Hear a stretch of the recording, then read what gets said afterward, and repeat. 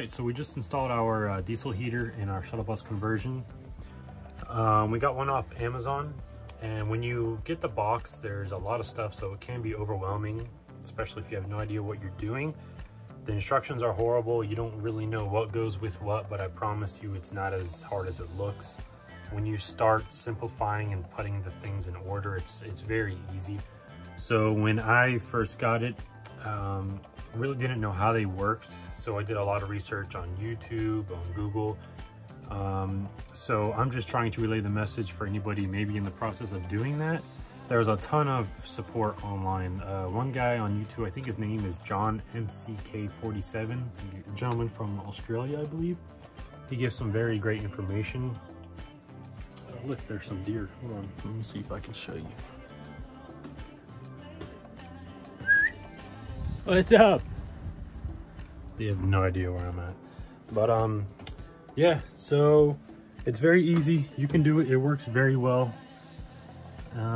Yeah, so this is how we did it. Enjoy. And also regarding our install, the only thing we haven't installed yet and probably won't show on video until we're maybe in another video, I don't know. But I need to still rig up our fuel tank. I'm doing it under the bus. It's going to be very complicated. I just want to do it the way I want to, so it's easily accessible with nothing in the bus. But right now it's still laying on the ground on a few 2x4s, so I'm able to use it and test it. But you will not see how we mounted it in here because I have to get a few brackets and mount it to the frame, and it's going to come out the side skirt and the little fuel head. But besides that, we did everything but that.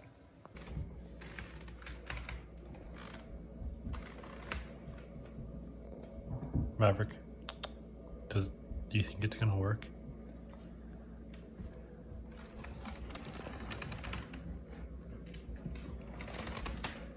No, maybe. It is diesel heater time. So we ordered one of the Chinese diesel heaters off of Amazon. I think ours was the Fiber Fly, something like that. The 5 kW one. So I'm gonna walk through how we installed it in our bus. So like many things, we have designed a specific spot for the diesel heater. We've moved it a few times. So we moved it to here, but that was gonna be way too hard to go drill under the bus. That's like the partition from the factory. There was a passenger door here before a shuttle bus. But the little exhaust that they give you, it was going to come out right by the shuttle doors. Even with the door shut, I'm sure some of the fumes would have came in here. And the way we have our bus designed, all of our electric hookup is on this side, the water hookup is on that side, the gray tank dump will be on this side. So it's kind of designed like an RV. Everything will be on one side. And this is primarily like the hangout. So if we were somewhere and the diesel heater was running, didn't want all this junk and fumes to come into this area. So we put it back to where we originally put it, where our bench is. All right, so I put the bench back in because I had to put this last wall up right here. And I took it out to make it a little easier to do all this. But I think if I would have left it out and then, you know, installed the diesel heater, I don't think there would have been enough room to kind of fish it over the heater the way I'm going to do it. So the hole is cut.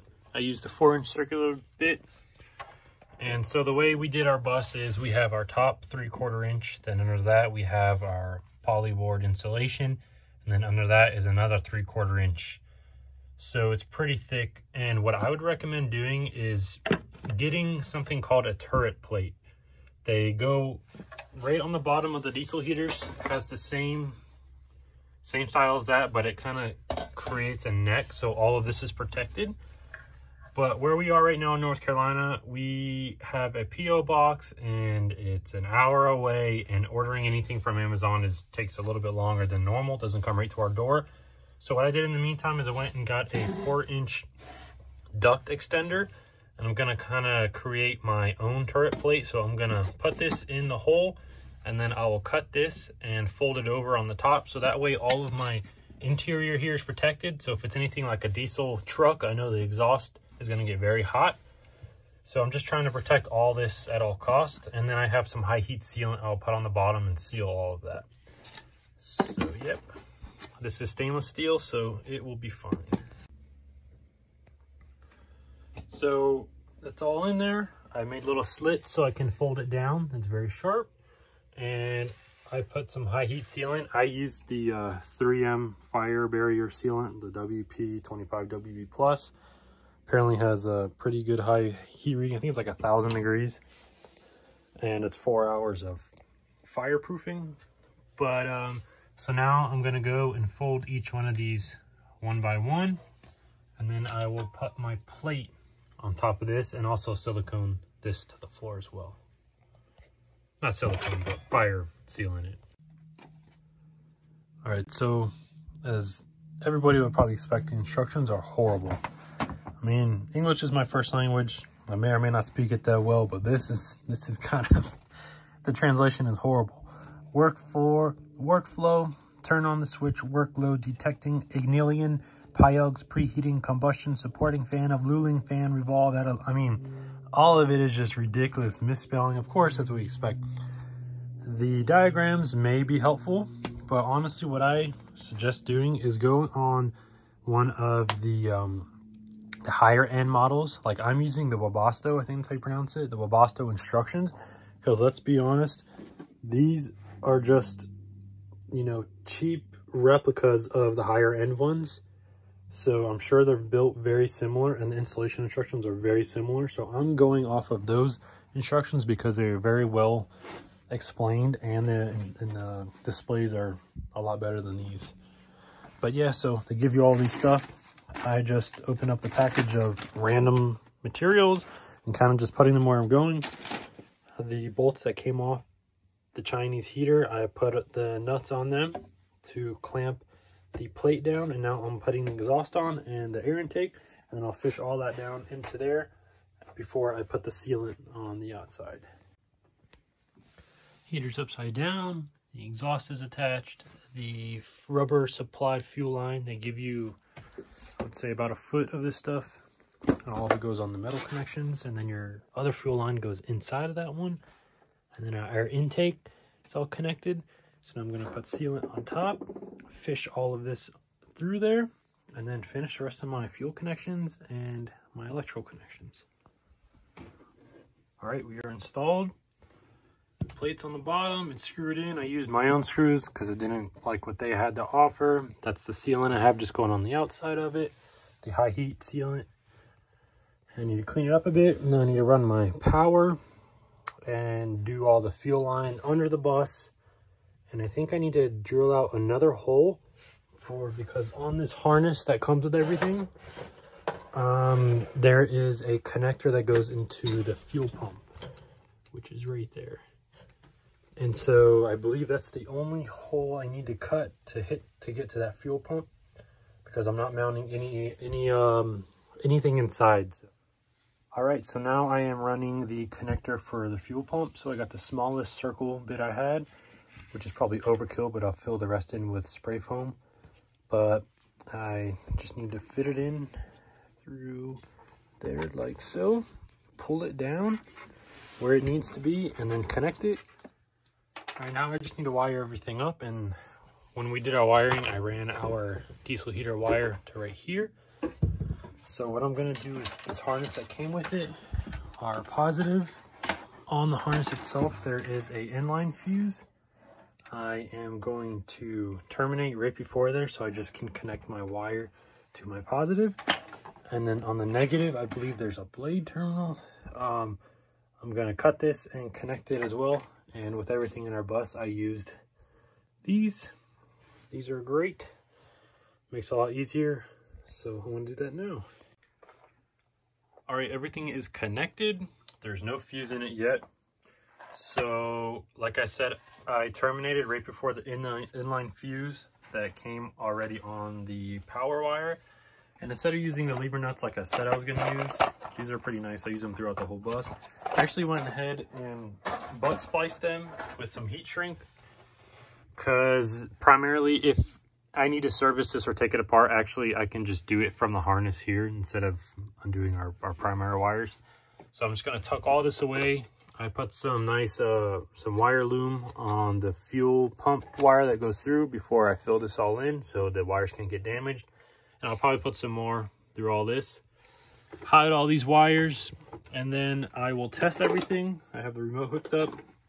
I'm gonna put the 20 amp fuse in my 12 volt fuse panel and then see how it primes and hopefully starts. All right, up next is prepping the fuel tank. I decided to use the one that comes with it. Some people use a jerry can or a larger one. This is the 15-liter one. I think that's roughly 3 to 4 gallons. Everything you need comes inside of it. So I need to mount the little nozzle. So depending on how you mount it, if you were to mount it this way or this way, there is a spot, as you can see, an indentation there, an indentation there. You want to mount it on the bottom. So I'm mounting it like this on the outside of the bus. So I need to mount the one right here. You get a drill bit about the same, a little bit smaller, maybe the same size as the nozzle. So that's next. All right, so I ended up using a 5/16 bit. A 1/4 inch was too small. The 5/16 was good. So I had some 14 gauge stranded wire laying in the bus, so it actually fits right through the nozzle perfectly. So I put the O-ring on the inside of this, and then we'll do another one on the outside when that's done. But right now I need to pull this through. So I fish this through the tank. Keep a little bit extra off like that, just in case. And I'm gonna pull it in and seat it through this hole and then pull out and twist it like you're tightening a nut or a bolt. And then those threads should create threads inside the plastic. All right, so it's in there pretty good. Next is the other O-ring and this little nut that has a spot for the O-ring, so it seats on there just like that. And then we'll go ahead and slide that on there and tighten it up. All right, the nut is tightened, and you also don't want to make it super tight. It's only plastic. You just want enough tightness to get those gaskets or the O-rings to seal. And then next we use the remaining rubber hose that goes over every metal and plastic item that the hoses will connect to. So this is on the bottom of the tank. And then remember we had one on the bottom of the diesel heater. And then now we just put the other ones on the fuel filter and the fuel pump. And this actually had some diesel fuel in it, so I'm kind of glad to see that. That kind of shows me there's a little bit of quality control and they tested this, I'm assuming.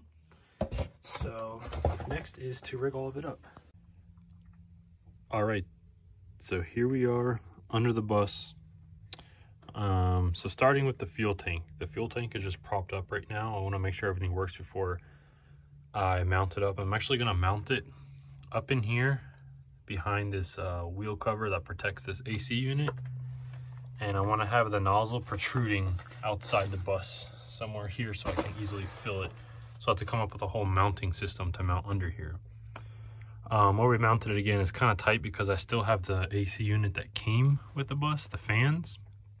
So running from the tank, I left a little bit extra line so I can run the tank, but it comes from under the bottom, comes up, touches to our filter, and it comes to the pump that is mounted between 30 and 45 degrees to help with those air bubbles. Then it goes up, try to switch sides, and then it runs along the AC lines for the rear of the bus. Then it goes up, and I kind of tied the lines up here to get it away from the exhaust, you can see. And then it goes back up in there. And then I have the exhaust coming out. I may extend it. It's just because my bus is pretty tall, so the side skirts go pretty low. So what I ended up doing was use what came with it to this muffler, and I cut a hole in the side of the bus, and I got rid of the insulation on the side so nothing would get too hot. I'm gonna see how this works out. If it blows out the hole pretty good. If I don't have to extend it, I won't. And I just tied it in there.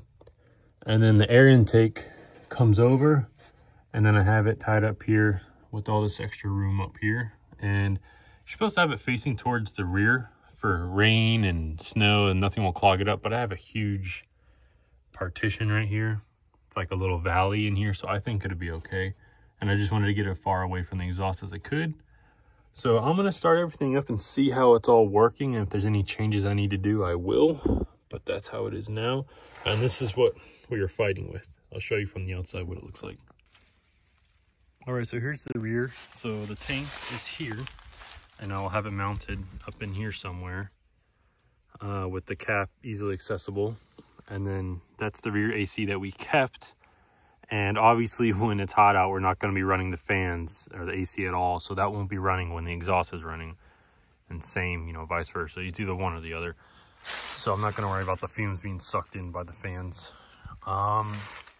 Here is that hole I cut, which I think is going to be okay. Like I said, I may extend it to protrude out a bit. And this is not fiberglass. It's either I think it's steel. Definitely metal, but I don't think heat is going to be a factor. And you know, if the fumes are protruding with force, I think it's going to clear all this. So everything is ran for testing. So now I'm going to get in there and see how it works. Start it up.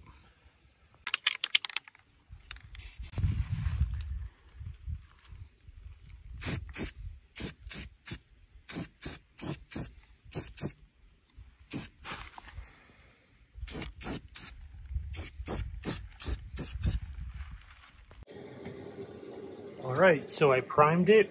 So every controller is kind of different. I believe mine was the up arrow and OK, and then it comes to HOF. And then all you do is hit up to turn the pump on, and then down to turn it off, and that gets the pump manually going before you start it for the first time. So after that, I hit on, and then it took about 2 to 3 minutes of this pretty loud, not super loud, but you can tell it was heating up. And then I watched the bars, and that went all the way up, and then now I'm able to adjust the temperature or the hertz. This is a 5 hertz, so it's kind of the equivalent of, you know, turning it up and down the temperature. I could also hit up and OK. I'll do that real quick. And then it changes it to Celsius, so it's kind of the same thing, up and down. So I believe for the first time that you run these, they're going to smell a little bit weird. So I'm actually going to run it probably on medium high to get some of the smell out, and then I'll test it later when it gets cold. But for now, it's working pretty good. And then I'll show you what it sounds like outside. Let's put it on just like a medium high.